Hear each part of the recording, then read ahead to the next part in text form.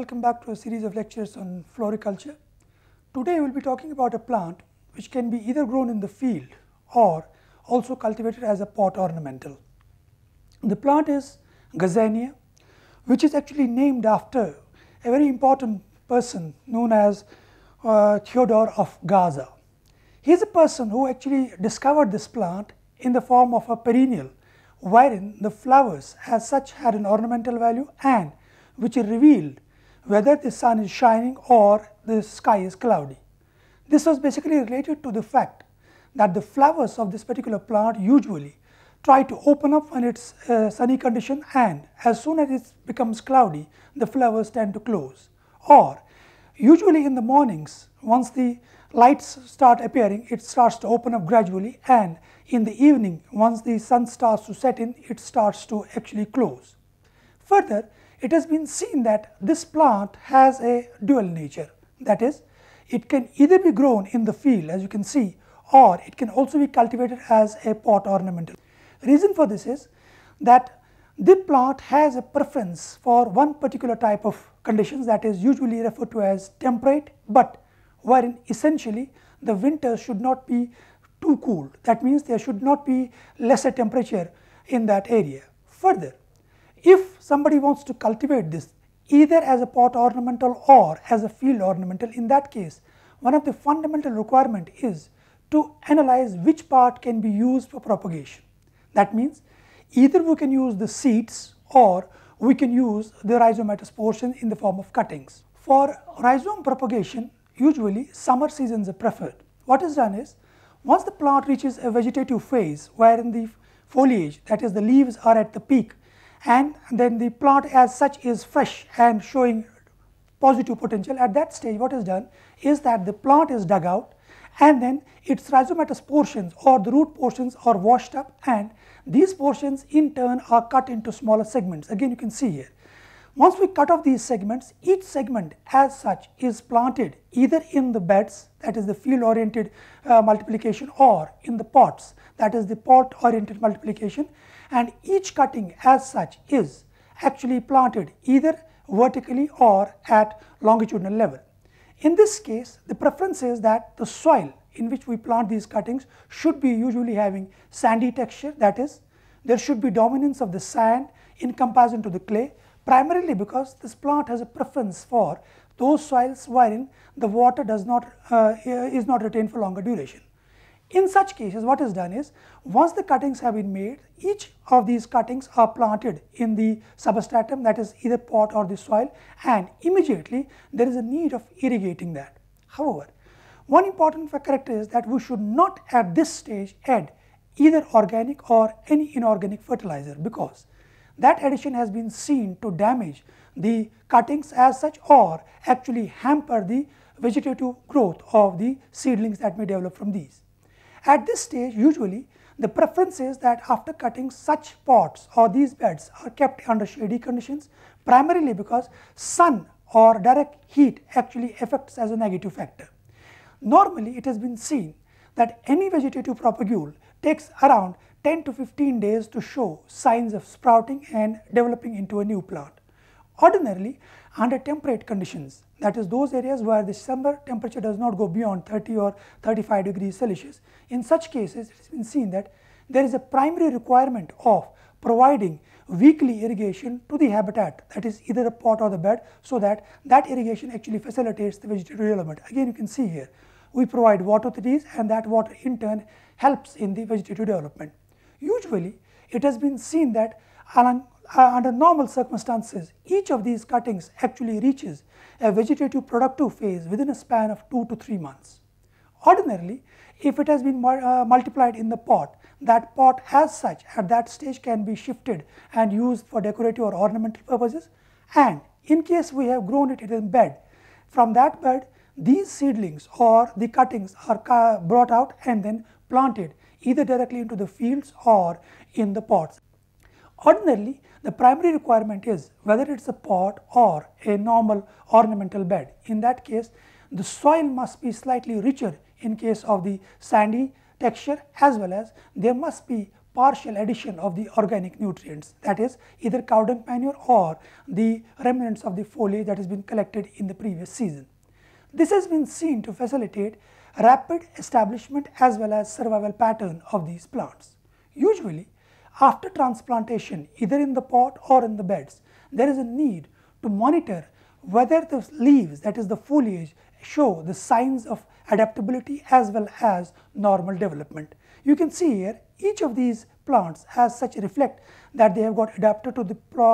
plant after transplantation, and in the bed itself or in the pot itself they are actually now reflecting that they can flower or they can produce the ornamental parts.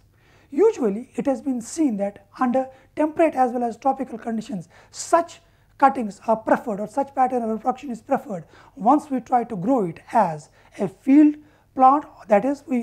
decorate the beds with it, while as if we want to cultivate this as a pot ornamental, in that case the second method is followed, that is wherein we try to use seeds as the means of propagation. Here the essence is that at the end of each season, that is either in the month of September or in the month of October, once the flower mature and the seed formation is complete, here you can see in that case what is done is that the seeds are harvested and they are tried to be dried in shady conditions, because exposure to direct sunlight has been seen to actually affect the viability as well as vigor of these seeds.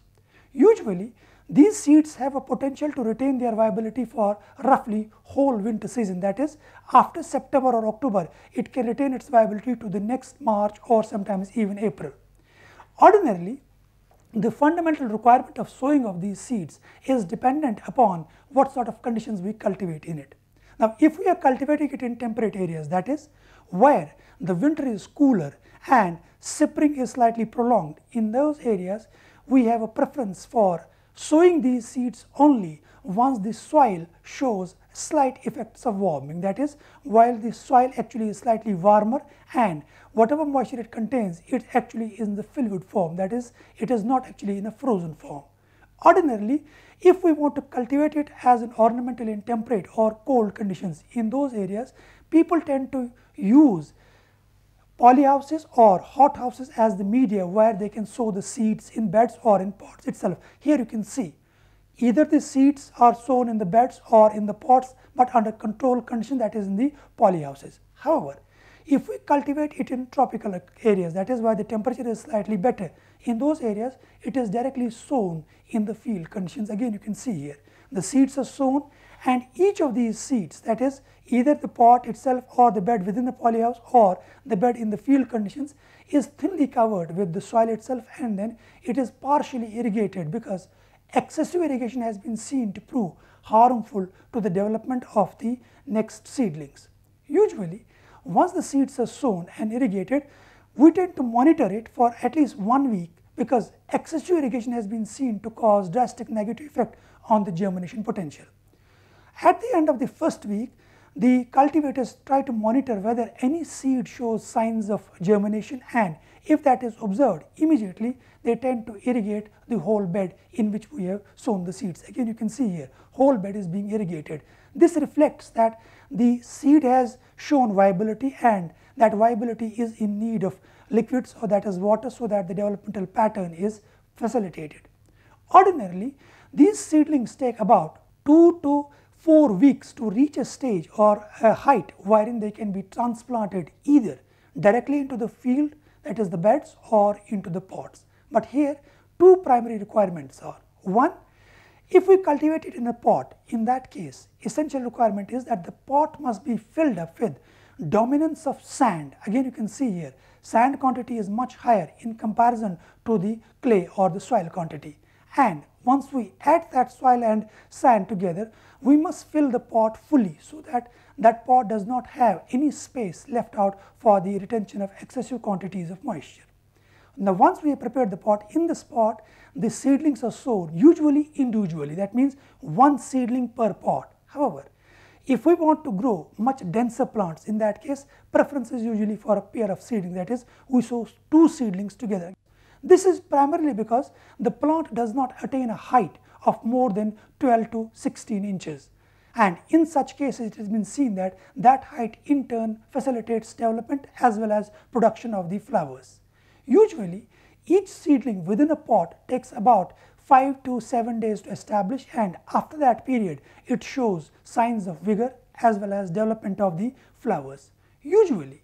once the flowers start to appear, there is only one requirement, that is to monitor whether the leaves, that is the foliage of the plant, show any signs of dehydration. That is, if the pot has dried up, automatically the leaves will tend to droop downwards. That shows that it is in need of water. However, sometimes the excessive irrigation, that is if we irregularly irrigate the pot, can drastically affect not only survival pattern but also the productive potential in terms of the flowers. Usually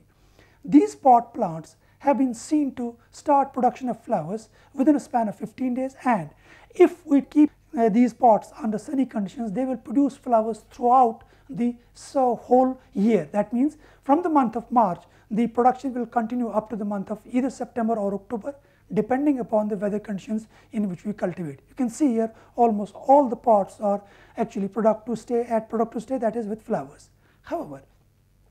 if the same pot is actually kept under slightly cooler conditions, that means in temperate or subalpine areas, in those cases it has been seen that flower production as well as the survival pattern of each flower, instead of being for whole year, is usually restricted to only that period where the temperature is at a specific level, that is from 20 to 25 or sometimes even 30 degrees Celsius. Now, in case we want to plant these seedlings in the beds, that means in the field conditions, there the requirement again is to actually see how big the plant is, that is the seedling is, and how densely we want to cultivate it. Now, in case we want this plant to be densely planted in the beds, in that case the distance between the rows is from 9 to 12 inches, and distance between two plants in the same bed is on an average about 12 inches. Again, you can see here the bed plantation. Now, in this case the primary requirement is that the bed soil again should be slightly rich in sandy textured soil in comparison to the other soil, that is the organic matter or the clay soil. Usually such soils have been seen to facilitate the survival pattern of the plant for as long as one desires, and also facilitate the production of the flowers in these. Here again the irrigation pattern is to be monitored, provided we want to actually grow it for longer durations. There are certain people or certain cultivators who want to use it as an annual ornamental, that is they cultivate it for 1 year only, sowing it in the month of March and harvesting it in the month of September or October. In such cases they do not actually regularize irrigation or nutrient supplies. However, if we want to cultivate it as a perennial, that means we want to grow it for more than 1 year, in that case the beds in which we cultivate them are in need of 2 fertilizer treatments. That means each bed in which these are cultivated are to be provided either organic fertilizers, that is either cow dung manure or ashes etc., or inorganic nutrients twice every season.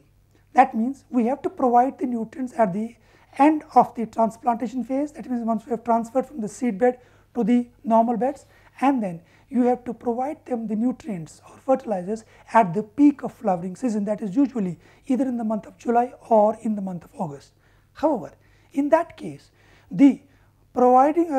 pattern of distribution of these nutrients should be followed, wherein not even a single nutrient drop or a droplet falls on the foliage or on the plant. You can see here they try to drop the nutrients on the soil surrounding the plants, but not on the foliage or not on the branchlets of the plant. Reason for this is that if any nutrient drops directly on the foliage or floral part, that is the flowers, it has been seen to affect negatively the color as well as the ornamental value of both foliage as well as flowers. Usually prior to providing these nutrients, the soil around each plant is to be dug out, loosened up so that the nutrients get absorbed, and then after providing these nutrients each bed is to be irrigated. Again you can see whether it is a pot or a bed, we have to irrigate them after providing the nutrients. Further,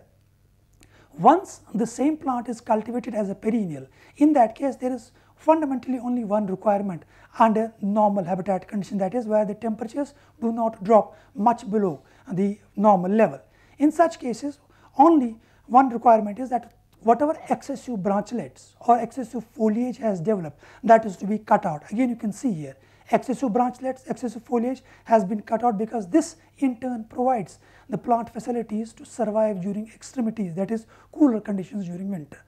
In case we want to cultivate them as pot ornamentals and try to store them for the winter, in that case cutting is not a requirement. The only requirement is that these pots are to be shifted to controlled conditions, that is either a greenhouse or a polyhouse. Again you can see here the pots are being stored in the greenhouse or polyhouse conditions, because in these conditions there is no need to actually cut off whatever excessive development has taken place. Reason for this is that under controlled conditions we can actually not only maintain but also monitor whatever the flexibilities plant is adapted to or whatever requirements we have to fulfill to facilitate the survival of the plant.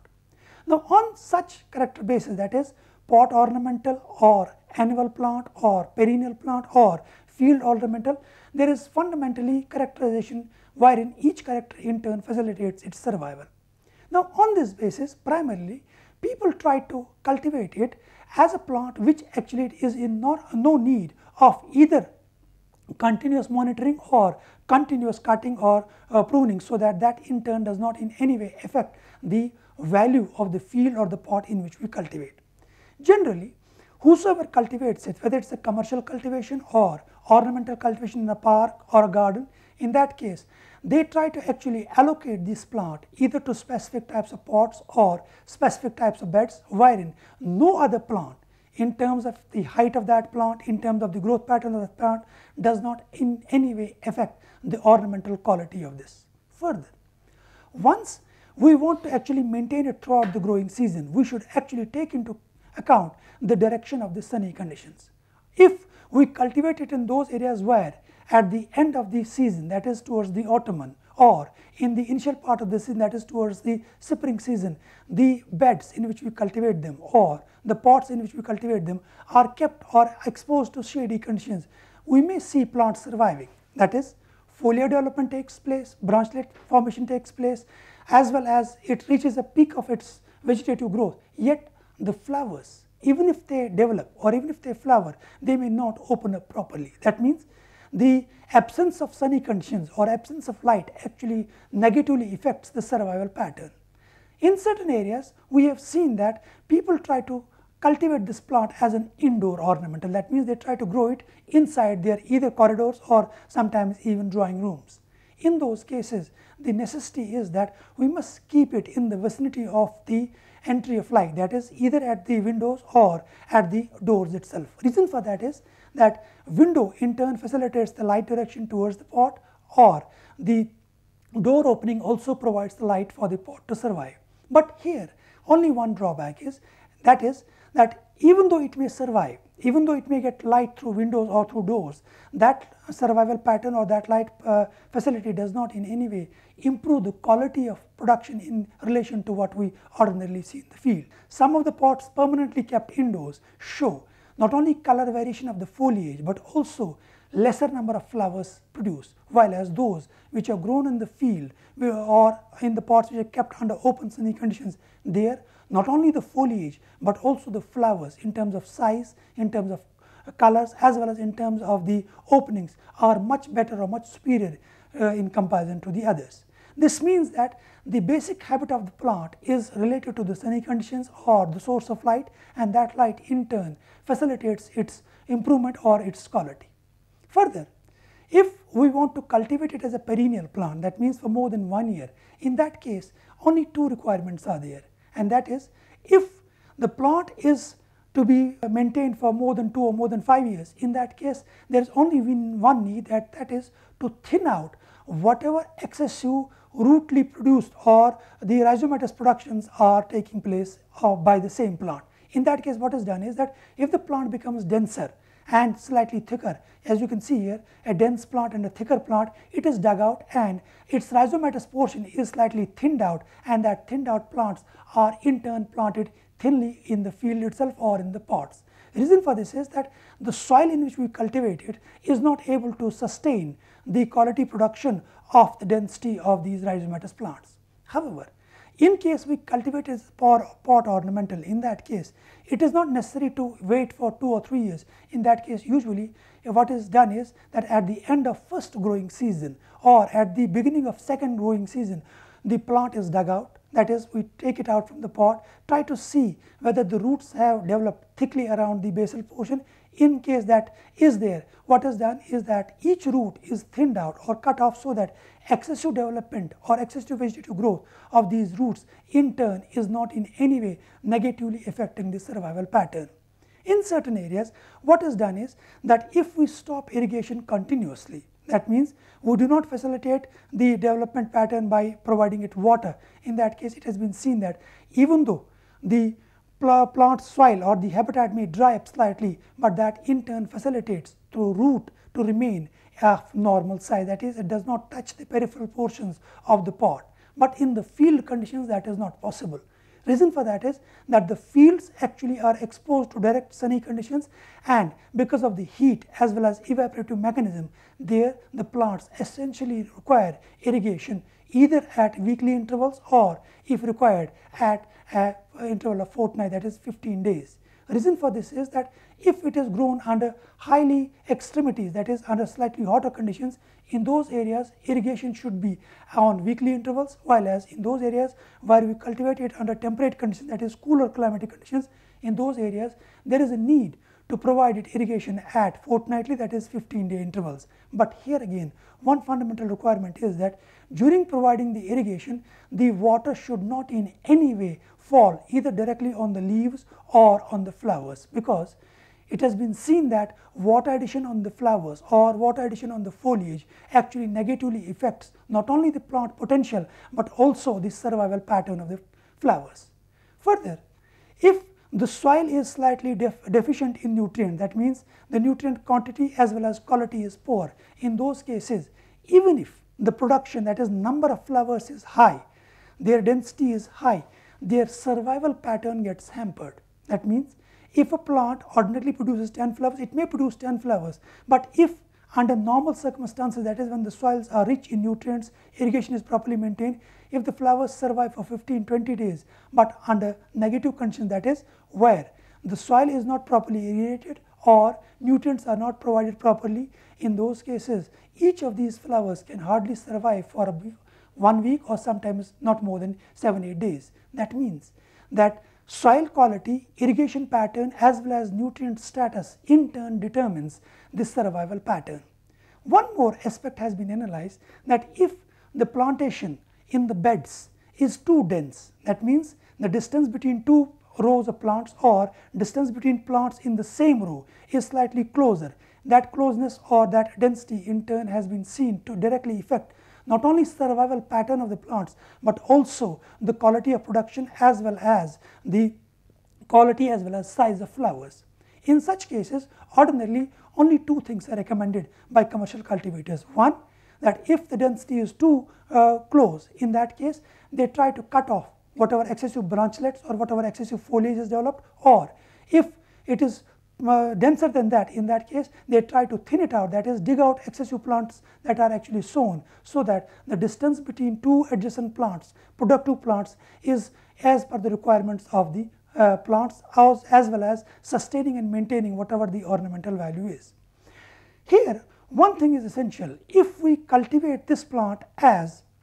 a normal summer ornament, that is an annual crop, in those cases only one fundamental requirement is, and that is that we have to actually maintain not only the soil conditions suitably, but also try to see that that soil condition actually is able to facilitate not only survival pattern, but also the productive quality in terms of numbers, size as well as the survival pattern of these flowers.